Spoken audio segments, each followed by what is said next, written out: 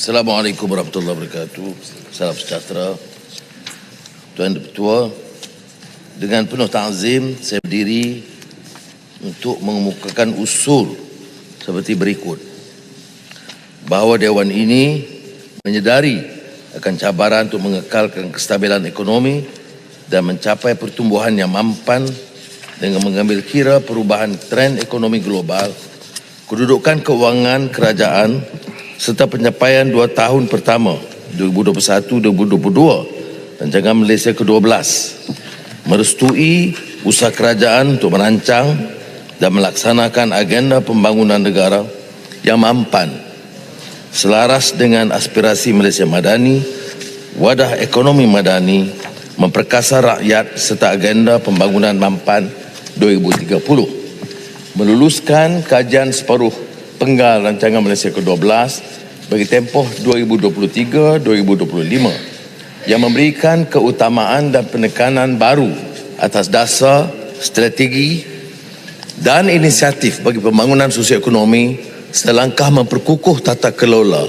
ke arah negara yang mampan, sejahtera dan berpendapatan tinggi menurut Kertas Perintah CMD 30 tahun 2023. Dan bahawa dalam meluluskan kajian separuh penggal Rancangan Malaysia ke-12, Dewan Yang Mulia ini menyeru seluruh rakyat Malaysia berganding bahu untuk memastikan pertumbuhan ekonomi negara kekal mampan serta adil dan seksama. Tuan Yang Dipertua,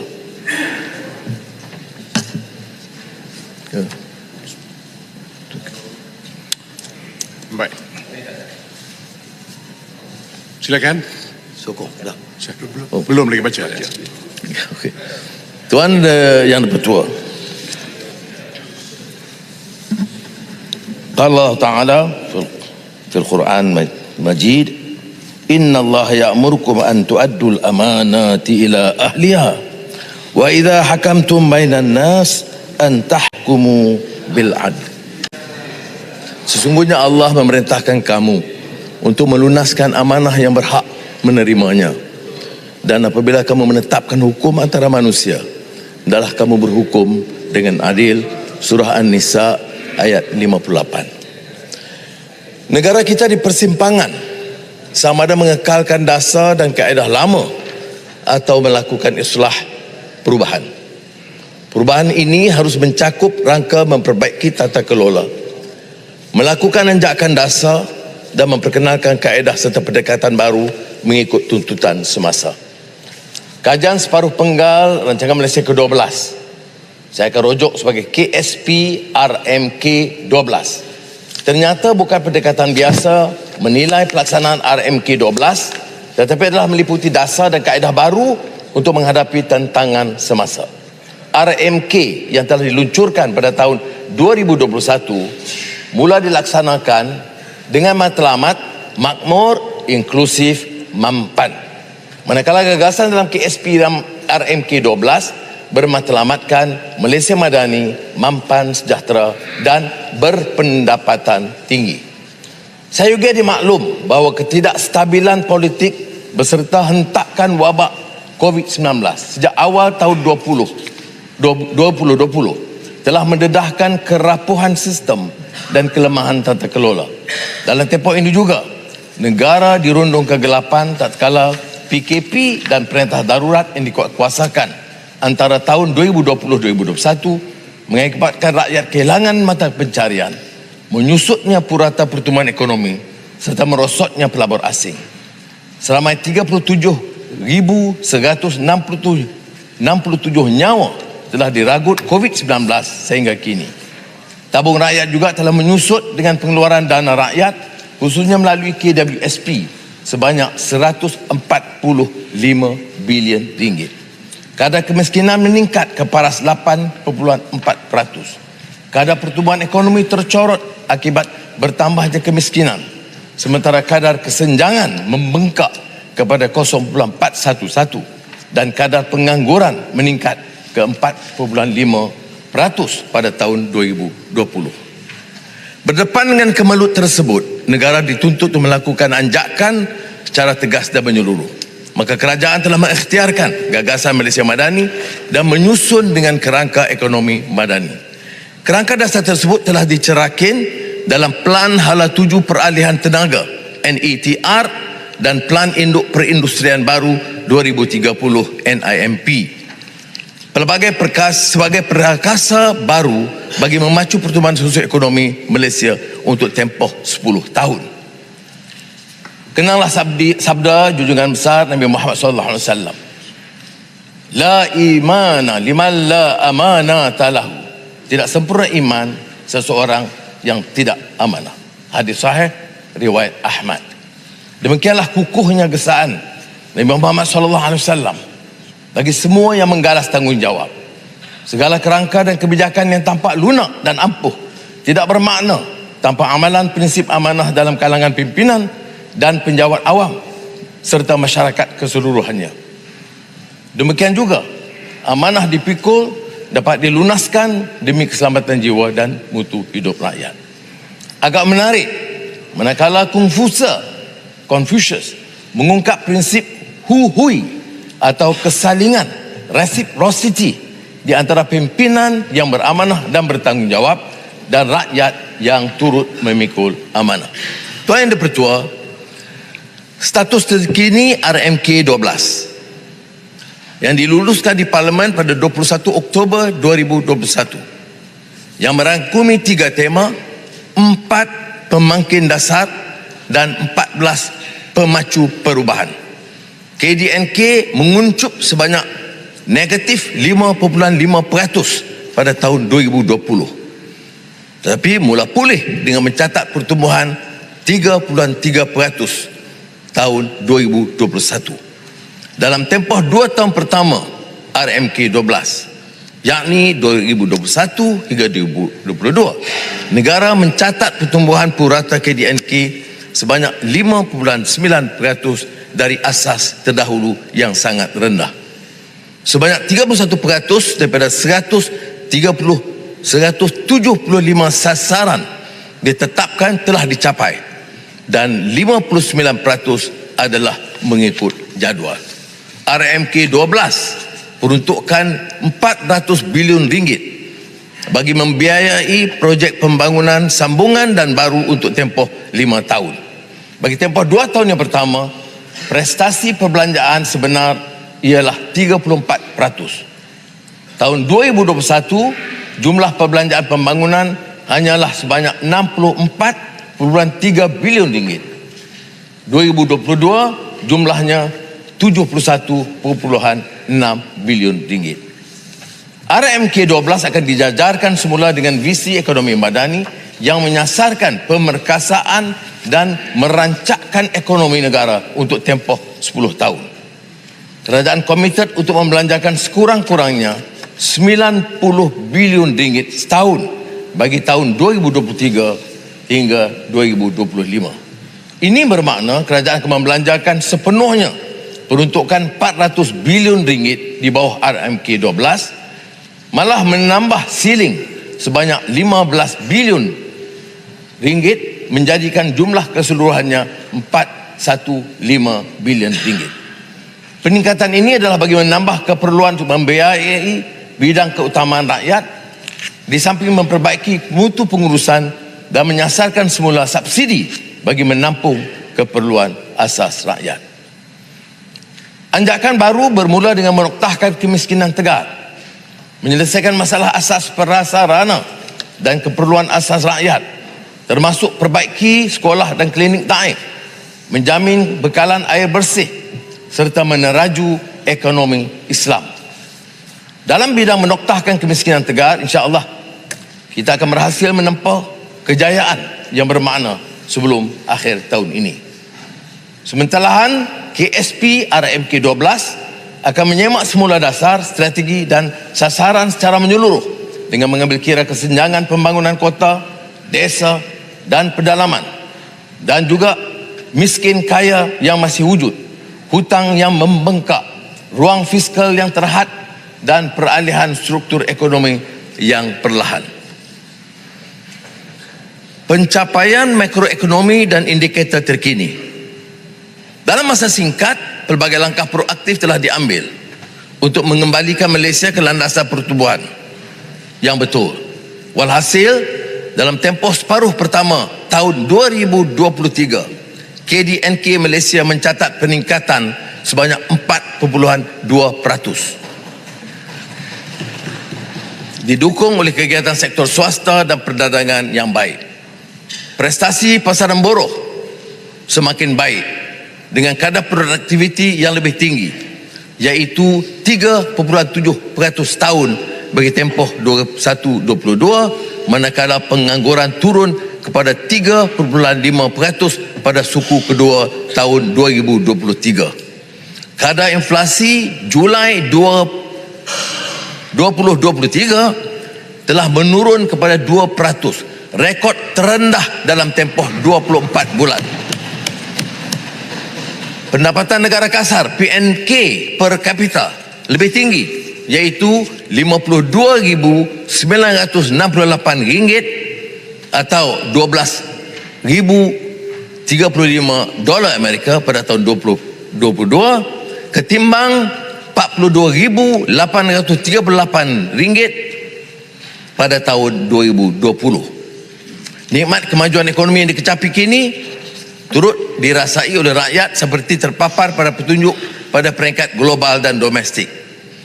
Malaysia berhasil mencatat pencapaian memberangsangkan dalam pembangunan manusia berdasarkan indeks HDI, Indeks Pembangunan Manusia 2021, pada tanggal ke-62 daripada 191 buah negara. Kita menyasarkan kedudukan ke-25 teratas buat Malaysia dalam masa 10 tahun. Sementara pada peringkat domestik, indeks kesejahteraan rakyat yang mengukur tahap kesejahteraan ekonomi dan sosial rakyat telah meningkat sebanyak 1.3% setahun.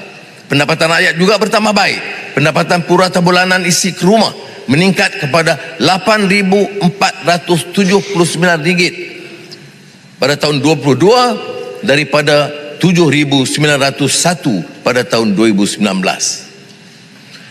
Berbeza dengan pendekatan model ekonomi sebelum ini, ekonomi madani bertitik tolak pada falsafah pembangunan dan pertumbuhan ekonomi yang manusiawi berteraskan nilai, kemasyarakatan, peradaban dan norma yang merupakan satu kecetusan nurani buat negara yang pernah saya ungkapkan dalam buku Gelombang Kebangkitan Asia, The Asian Renaissance, sekitar 26 tahun yang lalu.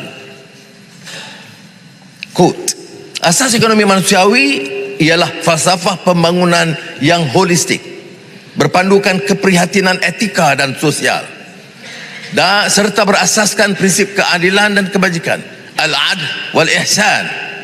Mengurus ekonomi sedemikian bukan saja mengenai peruntukan sumber yang terhad untuk memenuhi keperluan fizikal dan material manusia, ia juga mengenai peruntukan sumber yang sama untuk memenuhi kehendak rohani dan intelek manusia. KSP RMK 12, Malaysia Madani, mampan, sejahtera dan berpendapatan tinggi.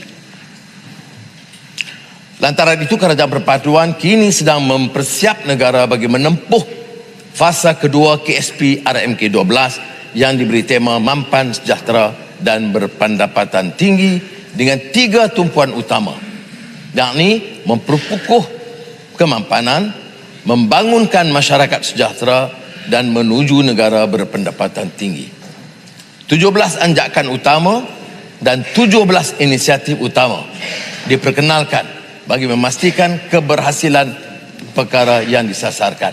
InsyaAllah KSP RMK 12 ini akan terus memperkukuh agenda pembangunan negara dan rakyat ke arah mencapai matlamat ekonomi madani.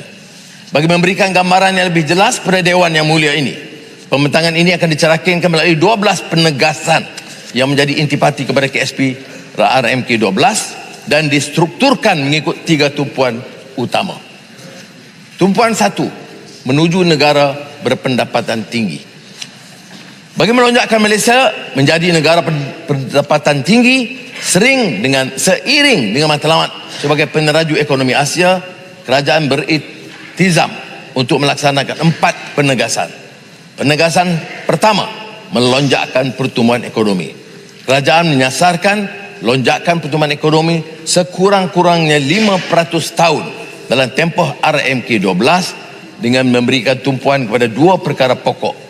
Pertama, memperkukuh produktiviti dengan menyegerakan peralihan kepada industri bernilai tinggi dan menerima guna teknologi termaju, mempertingkat bakat kemahiran.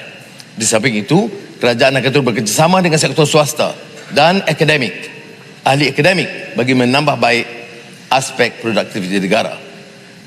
Produktiviti pelbagai faktor MFP secara purata dijangka menyumbang sebanyak 42.8% kepada pertumbuhan KDNK dengan produktiviti boroh dijangka mencatatkan pertumbuhan 3.8% tahun.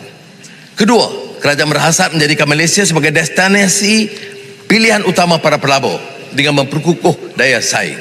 Langkah utama adalah meningkatkan persekitaran perniagaan menerusi penambahbaikan peraturan perniagaan termasuk melalui unit My Mudah. Langkah ini secara langsung merancangkan pelaburan langsung domestik DDI yang secara bersinergi akan menarik lebih banyak FDI. Pelaburan swasta disasarkan berkembang sebanyak 6.4% setahun atau purata 300 bilion ringgit setahun dalam tempoh akhir RMK 12. Penegasan 2, mempercepat reformasi struktur ekonomi. Kerajaan akan memantapkan sektor dan industri dengan pertumbuhan dan nilai tinggi, high growth, high value, HGHV, meliputi 5 bidang. Pembangunan HGHV pertama, industri berasaskan peralihan tenaga, akan digagaskan sebagai anjakan utama bagi memastikan peralihan tenaga yang seksama. Dengan terluncurnya NETR, maka pelaksanaan dasar tenaga negara 2022-2040 secara komprehensif akan dapat disegerakan. Beberapa ikhtiar dalam 6 teras utama Energy Transition NETR telah dilaksanakan, termasuk galakan penggunaan EV, kenderaan elektrik dan hybrid, dan perluasan infrastruktur EV serta penerokaan sumber tenaga baru daripada sektor pertanian. Rang Undang-Undang Akta Kecekapan dan Konservasi Tenaga EECA sedang digubal. NETR telah mengenal pasti 10 projek perdana yang strategik dan berimpak tinggi. Jangka pelaburan bernilai 25 bilion ringgit, mewujudkan 23,000 peluang pekerjaan berkualiti tinggi serta pengurangan 10,000 gigagram karbon dioksida setara setahun. Bagi memenuhi peningkatan permintaan gas asli cecair LNG dan memastikan keterjaminan bekalan, projek penyimpanan LNG tambahan akan dibangunkan di terminal penggagasan semula Pengerang, Johor. Langkah ini akan memperkukuh usaha meliberalisasi pasaran gas domestik dan menjadikan Malaysia sebagai hub pasaran gas asli serantau. Perdagangan renewable energy atau tenaga boleh baru rentas sempadan akan diperkukuh dalam inisiatif Grid Kuasa ASEAN. Matlamat kerajaan adalah mencapai sasaran kapasiti terpasang TBB sebanyak 70% menjelang tahun 2050, sekaligus menjadikan Malaysia sebagai hub serantau bagi perdagangan tenaga bersih. HGHV 2, industri berasaskan teknologi dan digital, akan memberikan tumpuan kepada pemanfaatan teknologi termaju yang merangkumi kecerdasan buatan, bahan termaju dan pengkomputeran kuantum bagi pemacu utama pertumbuhan industri. Saya pernah menghebahkan agenda digital rakyat, Digital Native Agenda 2023, DNA 23, sebagai ikhtiar untuk memberi pendedahan dan pencerahan kepada bidang teknologi dan digital yang kritikal bagi negara. Hasrat saya adalah agar kefahaman dan penyertaan itu lebih menyeluruh dan penekanan mengenai transformasi digital akan merangkumi semua lapisan masyarakat, miskin kota, desa dan di pedalaman.